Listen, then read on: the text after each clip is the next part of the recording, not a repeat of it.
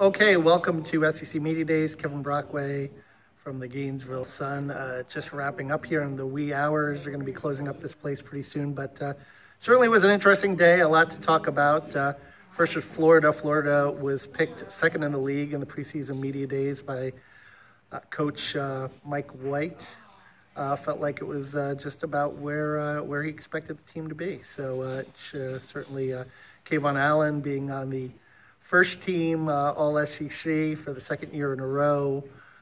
Certainly felt pretty good about that. But an interesting afternoon. But a lot of questions today, not necessarily about KenPom ratings or teams coming off Final Four and Elite Eight appearances, but about the FBI probe, which affects three programs here: Auburn, Alabama, and South Carolina. Auburn coach Bruce Pearl said as of now he expects all his players to be eligible. They've all been eligible in practice. Alabama coach Avery Johnson stood by athletic director Greg Burns' statements in which they claimed they have found no NCAA or SEC violations in the wake of firing one of their basketball staff members. And then South Carolina coach Frank Martin that said that they have not been contacted by the FBI and that his former assistant coach Lamont Evans no longer works for him. Therefore, they feel like they're in the clear. Certainly, it created a cloud over this week and some suggestions about the future of the sport, things that could be done.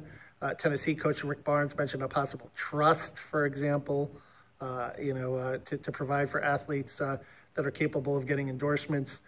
Kentucky coach John Calipari certainly weighed in some of his thoughts about one and done and two and done, and the possibility if they expanded to one more year and how it would impact his program.